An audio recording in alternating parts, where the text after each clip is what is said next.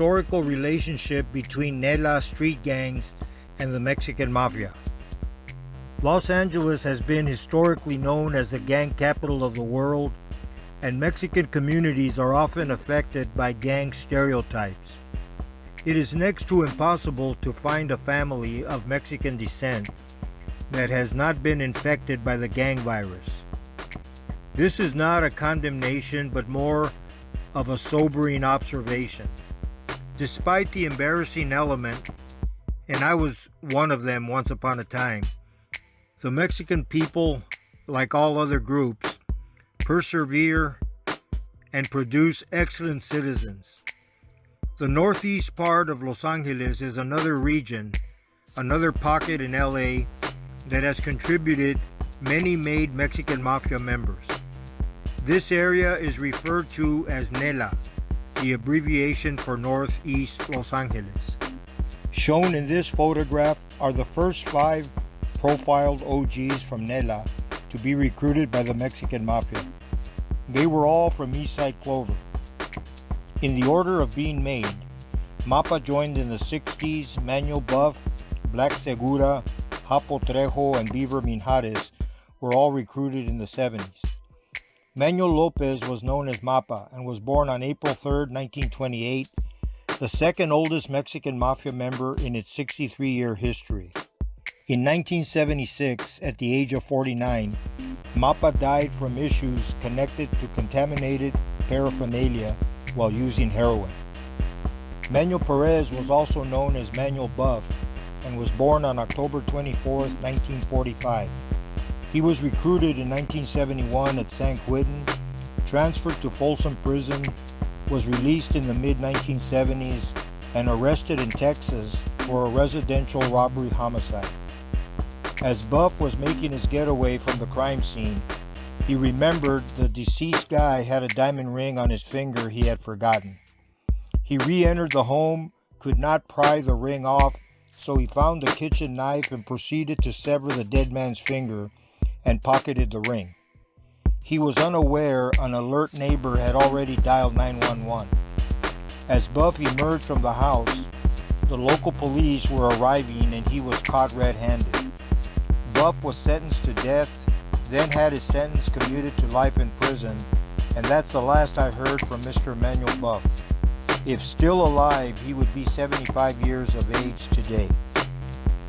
Philip Segura was also known as Black from Clover and was born on March 14, 1949. He was recruited in 1971 and managed to skate under the prison radar while putting in work for La M at San Quentin. Black was paroled in the mid-1970s, was arrested for a Montebello bank robbery, and became part of the M crime wave that entered the Federal Bureau of Prisons throughout the 70s. The photos you are viewing show Black in San Quentin with some of his M carnales and another in the feds some 30 years after his bank robbery arrest. On November 11, 1978, Black and 3 fellow M members participated in the internal ritual murder of fellow member and Eastside Clover homeboy Tomas Hapo Trejo, who was stabbed 47 times at the Lompoc Federal Prison. Black was convicted of Hapo's death and sentenced to life plus 99 years. Black and 2 other MOGs would become part of the Mexican Mafia's Federal Commission, who signed off on an unknown number of prison homicides and became the final word in the federal system on important MF business matters. At this posting, Black is 71 years of age and has been in the feds for 44 consecutive years. Older federal sentencing guidelines make him eligible to be released on September 24, 2020. Victor Minjares was known as Beaver from Eastside Clover and was born on October 24, 1945. Beaver was recruited in the 70s in the California prison system, was released in the mid-1970s, and was involved in several street hits on behalf of the ME. On May 26, 1976, he and Robot Salas participated in the shooting death of Manuel Menito Romero, a Nuestra Familia member from El Hoyo Maravilla who was involved in the 1968 San Quentin Shoe War. On June 29, 1976, Beaver and Robot fatally shot David Arriaga in Huntington Park, who was targeted for stealing from the Emmett. In 1977, Beaver shot Marguerite Rojas to death as she answered the door to her Monrovia home. She was killed for being a police informant. The unconfirmed word I received sometime in the 1980s is that Beaver died of a heroin overdose. Tomas Trejo, aka Hapo from Clover, became an MM member in the 1970s and was released in the early 1970s. Hapo picked up a federal case, was sent to the feds, and got in trouble with the fellas while doing time at Lampo.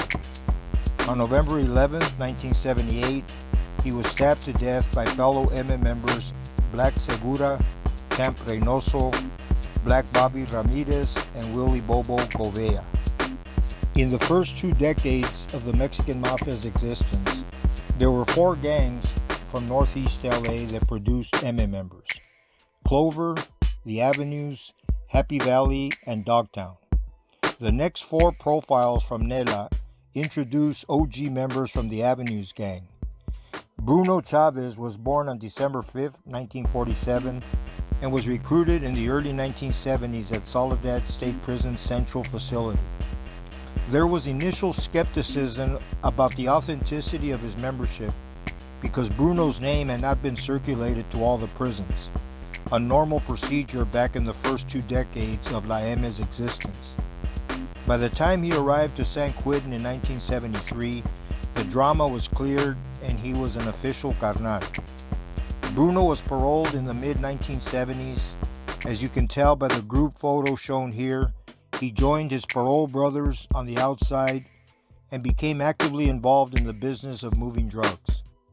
On March 11, 1977, Bruno was stabbed to death in the Glassell Park section of Los Angeles by MM members Güero Shyrock and Alfie Sosa. Bruno was accused of not taking care of MM business, a very ambiguous charge every member could potentially be accused of at one time or another, and for disrespecting Robot, another very vague reason used when you had supporters lined up to rubber stamp your desires. Bruno was gone at 29 years of age. Danny Diavila was also known as Dangerous Dan from the Avenues. He was born on December 18, 1946, and acquired the Dangerous nickname from years of putting in work on the streets and in the prison system. He was recruited in the 1970s, paroled in the mid-1970s, and came close to being taken out by the fellas in 1975. In this photo, taken with Dangerous Dan and his homeboy Little Rudy Saucedo, the thumbs-down verdict had already been returned with the vote to kill him for shorting Sailor Boy on a quantity of heroin. My job was to rock him to sleep until Sailor decided to do the hit. Instead, Sailor changed his mind and elected to forgive him. In the mid-1980s, Dan once again fell in disfavor, this time with Joe Morgan. He suffered minor wounds in a failed stabbing attempt by Alfie Sosa at Folsom Prison. On June 12, 1986, while in custody for a parole violation and after adamantly refusing to be placed in protective custody, Dangerous Dan was stabbed to death at the Los Angeles County Jail. The hit was directed by MM member Black Dan Varela. Dangerous Dan could bench press over 500 pounds and is a prime example of how Bethlehem steel triumphs over brute strength. His jugular vein was severed in the attack with a knife stolen from the ODR, the officer's dining room. Dangerous Dan was 39 years of age. Dangerous Dan was condemned to die by his Mexican Mafia brothers for violating one of their hypocritical rules. I say hypocritical because there isn't one MM member who has never violated their own reglas. The photo you are viewing shows Dan flashing the black hand and hanging with some of his Avenues homeboys.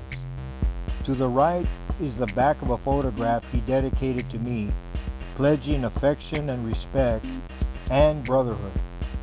Many people probably wonder how people in that world can profess their loyalty, respect, and brotherhood to a fellow member, then so easily can turn on a dime to have this same brother's life erased without so much as blinking an eye or stepping up to ask the questions that just might exonerate him in their kangaroo courts. Mexican Mafia Betrayal is an upcoming Perplex News episode that will touch on several internal executions and the demented mindset that triggers the process of sending a fellow member to Brazil. I totally understand this isn't the Mother Teresa Society for Bad Boys, so I am not pretending to be outraged by this behavior. My intent will be to profile some of their internal house cleanings, the reasons for them being wasted, and the hopelessness of signing up for what can come back and bite you. The next two Mexican Mafia members from Northeast LA are the only representatives from Happy Valley and Dogtown. Alfredo Sosa is also known as Alfie from Happy Valley and was born on June 23, 1943. He was known in his Lincoln Heights neighborhood as Happy from Happy Valley because he laughed at everything and everyone with that cynical laugh of his. His handle morphed to Alfie, short for Alfredo. Alfie was made in the late 1960s, and if the Mexican Mafia was in the business of giving out medals, Alfie might just be their most decorated member. Pound for pound, between convicted murders and those he got away with, he possesses more homicides than anyone I know of. And I can tell you, without raising my right hand, I've been around the true hitters of that organization. You could say there was a time I had a ringside seat for some of the madness. There is a Perplex News episode dedicated to Alfie Sosa you may wish to check out because one blurb or paragraph is woefully insufficient. He is still alive and active at the age of 76. Tomas Martinez was also known as Killer from Dogtown. Killer was state raised with me in juvenile hall, the California Youth Authority, and made it to state prison where he was recruited in the late 1970s. The last report I had on Killer is that he dropped out and his current status is unknown. The next 5 members from Nela are all from the Avenues gang, 2 older members and 4 of them from the Pepsi generation. Pete Martinez was known as Big Pete and was born on February 3, 1942. His homeboy Fast Ed has a true name of Edward Torres, who was born on December 2, 1942. Both men are very similar in so many ways. They were born in 1942, both were over 6 feet tall and weighed over 200 pounds. Each entered the prison system in the 60s and 70s, were recruited by the Mexican Mafia in the early 70s, and both had very abbreviated careers with the Mexican mob. Fast Ed grew combat weary in a hurry and sought permanent refuge in protective custody, whereas Big Pete was stabbed in the San Quentin laundry room and left for dead with a long prison-made shank protruding from his back. Big Pete survived. These 2 Avenues homies paroled sometime in the 70s or 80s, and both men, unless they've already passed away, would be in their late 70s. In 1983, I was housed in the LA County Jail hospital section for high-profile protective custody inmates, and I can't remember having more fun giving someone a hard time. Fast Ed was fighting a drug-related murder case, and I teased him about why he locked up in PC when he had just joined the MA about 5 minutes prior. Of course, I was only kidding, and who really cares anyway? I hope the big guy is still alive and doing well. The following 4 Nela representatives, all from the Avenues, were Mexican Mafia members from a period I like to affectionately refer to as the Pepsi generation. The Pepsi generation is a period which officially begins in the 1990s when the fellas successfully began to implement what is